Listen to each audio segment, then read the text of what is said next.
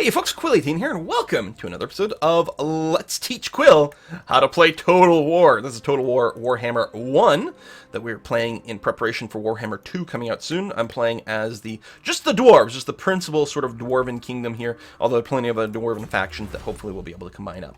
I am looking to do the dwarven diplomacy bonuses soon, but I think what we're going to do is we're going to take a slight delay and we're going to go and get some extra militia training here for our dwarfs and hopefully strengthen them up a bit. So we'll get the discounted recruitment costs, which may or may not make much of a difference. I mean, long term we'll save quite a few gold, but what I'm really looking for is the extra combat strength. Also, we got some buildings waiting to be upgraded here, so we should take a look at that. We got negative public order, although we're not currently running a deficit right now, so I mean, at least we've got that going on. But it'd be nice to be able to bounce back. We do have 7 positive from the military presence of the garrison here, but that's going to go away soon as I start moving. Do we want to prioritize leveling this up, or do I want to save my surplus for the primary building? Well, one thing I know for sure is I'm going to expand the gem mine. And I guess the sooner we do this, it is more growth, it is a little bit more income, and we can unlock a second slot over here. You know what, it's fine. We'll get that going on. That's going to be okay. So we went and recruited an extra couple of quarrelers and then an extra dwarf warrior here, and we are going to march on Mount Squidhorn. And, oh, okay, they've got nothing here. I'm just going to go ahead and auto-resolve this in the interest of time, because, again, I'm only looking to do probably about 4 episodes here.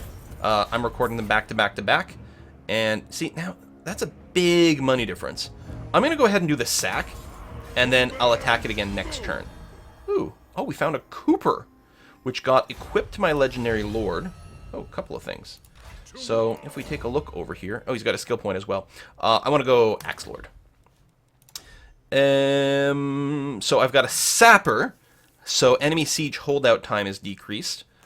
And a Cooper, so income from breweries and gem cutters in the local region goes up. Well, that sounds swell. Like, I'm wondering if it's a valid thing, like, if I should just recruit a lord over here in my primary city. And just, I don't know, do you get, like, passive XP? Do lords level up even if you don't do anything? In which case, can I just, like, level up that lord to be the ideal sort of dude to take care of a region and give a bunch of passive boosts?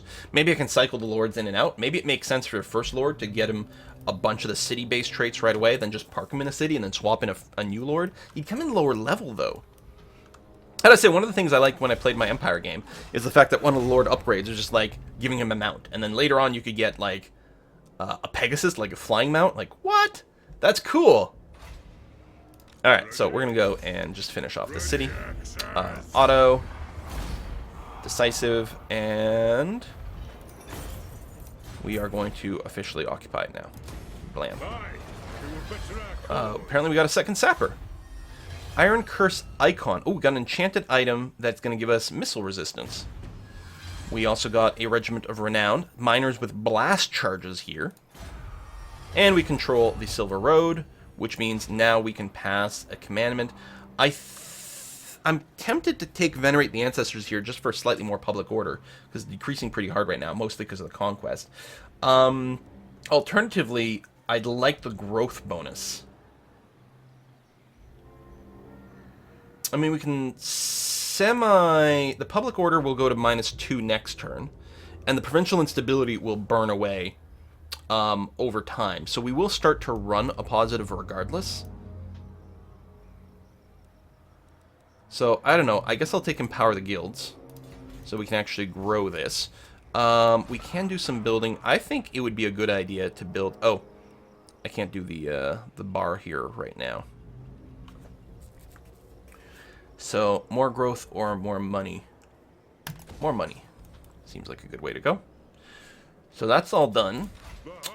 We could park here for a turn just to help us get our reinforcements back. What I could do also is may as well get the legendary miners and then get some more quarrelers. Again, I'm not sure about balance. So that would be a 5th, I don't know, a 6th quarreler. And then warrior that up a little bit more. And then we've got 2 extra slots. I might just go with more warriors, unless we can get up to the point where we can build more siege units. Oh, did I not give you... Oh, you had an extra one. Cool. Yeah, I'm just going to go full Axe Lord here. So we have a crazy ability to hopefully hold the front line. Between the extra defense and a substantial boost to leadership, hoping to be properly dwarfy. Technology research, gather the throng, so that's the cheaper dwarf warriors, and yet we're going to follow it up with better warriors over here. Now that's only warriors, it's just the baseline units. I will go ahead and grab 2 more so that we get up to 20. We'll chill here one more time, and then we could go after the quest battle. Oh, looks like one of my dwarven allies has already taken one of the cities in the north here. That's cool, so maybe I'll focus going south. Question is whether or not they'll take Mount Gunbad, which has freaking gold. Or I can go there. We can just split control of the province. Especially if I manage to integrate these guys later on.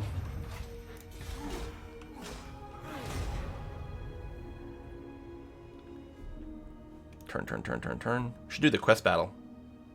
It's there. I don't know what the reward is. I could double check. What is this? What would Grungnin do? A Reknar is approached, requiring guidance on how to settle a dispute between 2 clans. Both are claiming ownership of a mine. One has remained loyal to you for centuries, and the other has opposed many of your edicts. We can give it to the Loyalist clan, which gives us 10% more income from these things for 10 turns, or give it to the opposing clan and get a diplomatic boost with one of the Dwarven factions. I don't know if that lasts forever or if it decays. Let's go with the diplomatic boost. So it's the Zufbar, which are the people who just took some territory over here. Recent events. Yeah, recent. So I'm betting it fades away. Come, kid. Oh, let's get military access. Excellent. And a defensive alliance. There we go. That should continue to improve our relationships. And what about... Oh! Apparently that also revealed more dwarves. So, first of all, I'm going to finish with the Barak over here. Make sure... Yeah. Unlikely to confederate or vassalize. But these ones, let's go ahead and non-aggression pact. Excellent. They don't like me that much, so we'll wait until we get a little bit more. The Karak over here. Do not disappoint. Non-aggression pact. Would you also do military access? They have accepted. Let's try defensive alliance as well.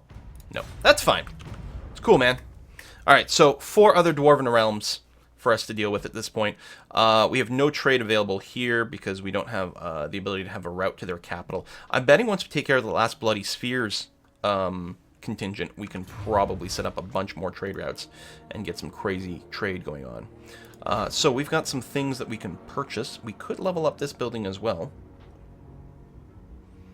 I'm going to go ahead and do that. And over here, we're going to go and get the refectory so that we can get a little bit more public order going on, especially since we're going to move our army out.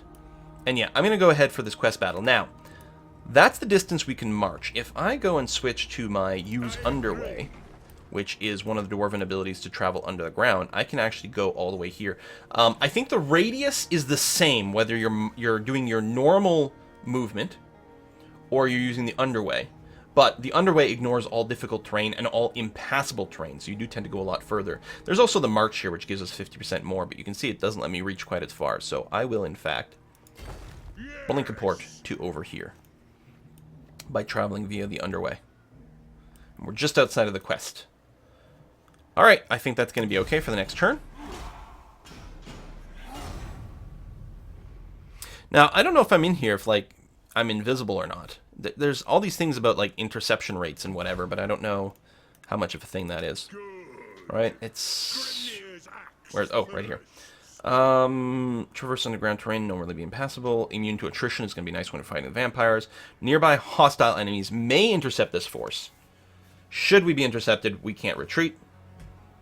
But we can't initiate a battle in this mode. Still, that's fine. I can flip out of it and then walk into the quest fight. Okay. So we can't automate this because it's the quest fight, I guess, and there's going to be things going on here. I think we'll get an animation on this one, if I recall correctly. So, ambush. Be wary of side passages, for it stinks of an ambush, even if the Everpeak Air Corps is en route to offer support. So, a couple of hints as to what might happen in this particular fight. So there'll be a little animation, we'll be marching around, that's fine. We'll just skip this cutscene, that's going to be okay. Although it's, cool that happens. Sorry, I had my mouse on the side of the screen, so sorry about the crazy rotation. So this is us. Once again, we do have, well, now 2 minor cores over here. And you have the blasting charges. Flame attacks. You have 3 flame attacks that you can do. That's interesting. So you'll just shoot 3 times and that'll be that. But still, you can do a lot of damage. So I was going to say, we've got a couple of miners. So I can go, I guess the other way around. I can deploy them outside of my starting area. But again, I say, kind of, what's the point? I don't feel like this would be a situation where that would help at all. So really what we're looking for is probably some sort of thing where we have, like, all of our melee kind of up front-ish, like this. Except that we know there was going to be a possibility of ambush in the side chambers. I especially know, since I've actually played this particular mission before. So what I'm going to do is I'm going to change this up where I'm just going to take I'm going to take the non-experienced ones, the normal ones. I'm also going to stick you in the middle. And I'm going to put you guys, whoops, you guys across the front here. And make you into a group. And then we're going to get, I don't know, let's say the King and the Hammerers. We're still going to have to worry about a mood for these guys, but if we set up something kind of like that, there we go, the King can sort of guard that flank and do something like that. And then these 2 units are going to guard kind of over there. I might want to pull this guy at a slightly different angle as well. We'll see. All of my normal missile dudes are going to be set up this way. Although I'm going to get this one to cover that flank and this one to cover that flank. And reorganize these guys to be a little bit more like that. The siege weapons I'm going to set up over here to fire at the incoming stuff. So I think everything has been assigned at this point. So let's go ahead and start the battle. Green things think I have this corner. So is this like my ore? First of all, the ore is a lot bigger than I thought, so I'm going to pull back a little bit more. Like that. We are ambushed, so there are some greenskins coming in from the side. I'm going to go and move these archers like this and do this, actually. We're going to get a little bit more side support over here. Plunk, plunk, plunk, plunk, plunk. I'm going to turn on guard mode over here so people don't end up roaming too much. We're going to advance here, I guess, because we can be outside of our starting area now. You're obstructed. Does that mean you can't shoot? I don't know. Tell you what, let's get you to charge these archers. And let's get you to charge these guys from the side.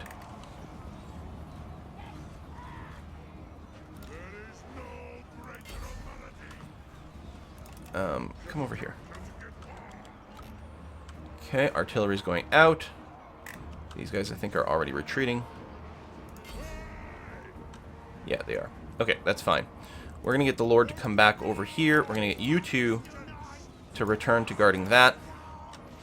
You're going to pull back for now. Something like that. Okay, reinforcements from the other side, but we are shooting the hell out of them. And maybe I should turn these guys to be... so they don't feel like their flank specifically is being exposed. Oh, we've actually got a wolf charge coming in here. Let's go and turn you, flare you out just a little bit here to try to cover that. So they're being charged into. We have reinforcements that have arrived. I believe... oh, it's going to do that weird thing. Every now and again, it like makes the camera go really slowly. These are gyrocopters that we were told about. So they're going to help bomb the enemy. Now, you guys, which have... Whoa, that is an interesting choice of camera movement. You guys... have been throwing fire at things. Good. Are you out of ammo? Is there an indicator? There's a bar, right, for ammo? Get you to turn over this way. And you are going to come up over here. So I'm going to use these guys partially for their range stuff right now. Like that. We're going to turn these archers this way and that way. Alright.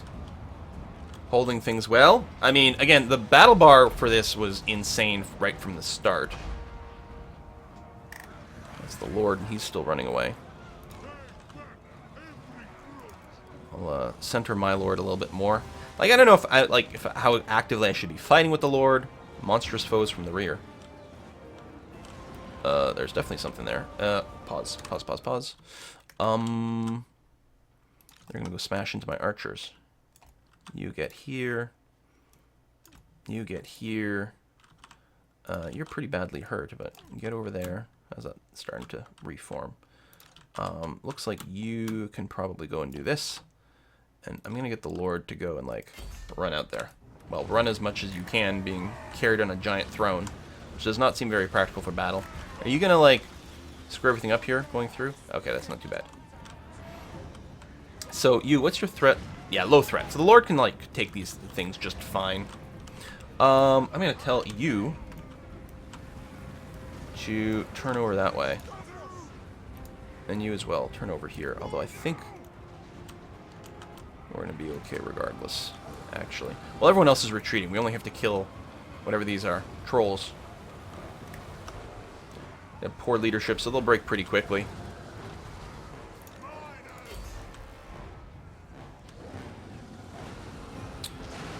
Oh! Fire on the trolls! Well, that, I mean, I don't know if that's a thing in this setting, but it certainly feels like it should be. We're going to encourage you to go into melee mode here. Okay, it's already done. They're broken, and I think, there we go, victory is ours. And as a quest battle, I don't think it makes any difference for us to go and chase anything down. I don't think they're going to be around on the map here. I think it's not part of the real main campaign. So we only took 120 losses there. That seemed a lot better than the other one, but it also seemed pretty easy for us to do better. I think the big question will be, so where we are now, we could continue to go north and take whatever. I don't remember what that city name was. We don't have much damage, so I'm going to go ahead and release captives here for the extra money. Ambush at Thundering Falls is done. We got ourselves a runesmith. Now that's interesting. So the runesmith is an agent that we can have go out and do things, or we can have him join to an army. He can also level up and get traits. Now, if I recall correctly, the runesmith... Yeah, the runesmith, I think, really wants to be in battle. Okay, well, I guess it depends. This is the I park myself in a province and give buffs route. This is the I do awesome things in battle route via magic. And he can also fight. Like, he would take one of my 20 slots in an army, so I'd lose some unit, but he can fight on his own. So yeah, the only question is, do you gain XP just sitting around? Should I send him out on missions? I can have him go blow up buildings over here. I could assassinate lords who might come by to cause some trouble. I think that the hope of getting him to this army in time is going to be a little lower. I'm going to get you to march over to Mount Squidhorn. Apparently you can't. You can't actually go in a city? Okay, then I'm going to have you come over here and watch this pass. That's what I want you to do. So that we get a little bit of vision if someone decides to come up here. This is all part of my province, even up to here, so it's possible I would have vision anyway. I'm not actually sure how the vision works. Let's go and get the next level, the granary over here, so that we can get more growth. Good way to spend our money. Now, our income per turn has dropped a fair bit because of our army upkeep, but that's okay. You technically do have some move left this turn. That far. Couldn't do the underground thing right now. Technology in one turn, that's okay. We will end turn here. Oh, our king has an extra trait. Let's go and get more melee attack and defense for our warriors. So this guy's going to be quite good at leading a lower tier army, right? Not hammer lords and things like that. Although, you know, maybe it's not feasible to have an entire army be filled with the later, like, Longbeards and things. Right? So many factions in this game. It's amazing. Militia training done for even more boosts. Excellent. So I could go down here for the melee things, but I'm going to go and quickly get the 2 diplomatic relationship modifiers. Now, I can't get very far here. This is apparently difficult terrain, but if, again, I go into the underground mode, I can actually bop all the way over to here, which I will do. And then next turn, I can go and attack Mount Gunbad. So, go. I'm not going to get reinforcements out here, but I think that's okay.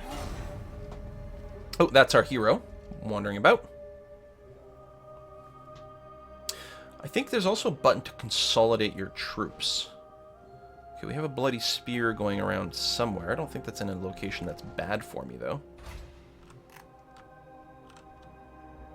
No, I don't know where he is, but I think we're okay. I don't know, come down here. Okay, there you can see the fog of war getting pushed back here. So yeah, I might get him to just chill right over here. I don't know if heroes can get attacked directly. I don't think so. So that is a beat-up little army there. I don't know what's in Mount Gunbad. I don't know if there's a way to find out what kind of garrisons are there. Garrison size 16. That's the number of units? They have 16 units? They'll probably have walls, too.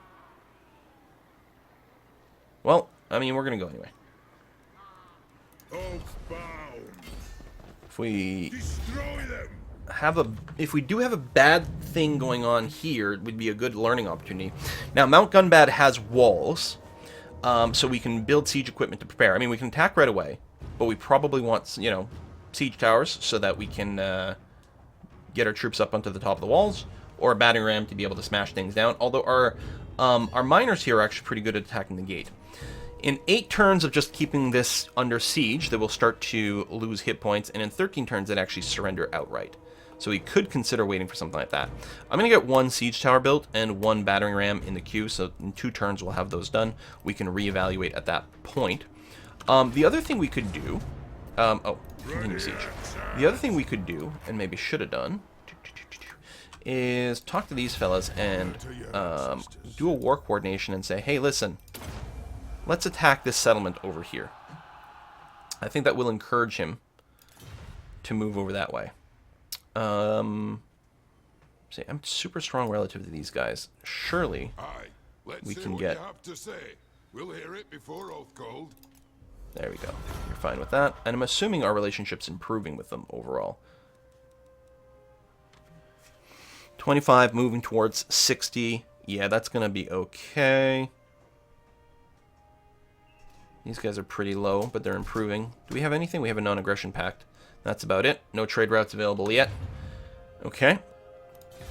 We'll skip turn. What I think I'm going to do is I'm going to put a cut in here, and next episode we will, in some fashion, attack Mount Gunbad.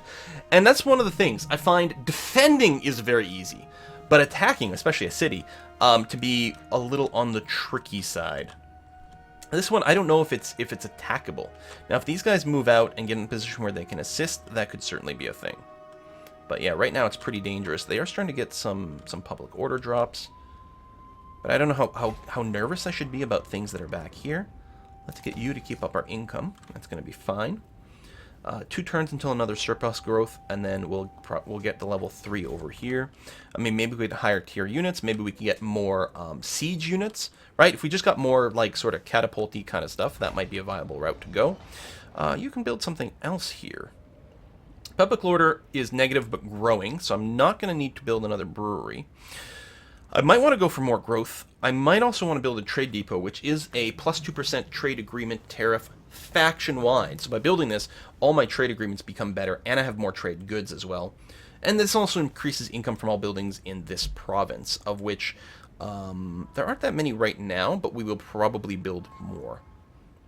I won't be able to get the rank 4 one, but, I mean, regardless, I'm not going to be able to get the rank 4 of whatever it is. So the question is more growth early on more important, or is it, you know, keeping up the income? I'm going to go for the trade depot here. think it's sort of 6 1/2 dozen the other. So we're going to put a cut in here. Next episode, we will go and attack Mount Gunbad, and hopefully that's okay. Again, I'm hoping that we're not leaving our base too vulnerable. Maybe I should be focusing a little bit more on just protecting what I've got right now and building it up. But the thing is, if we go and bop this, then what we do is we have no enemies behind us. And all these dwarven communities are all going to be linked up. And then we can focus entirely on the southwest. And I think that makes a lot of sense. Thanks for watching. See you next time.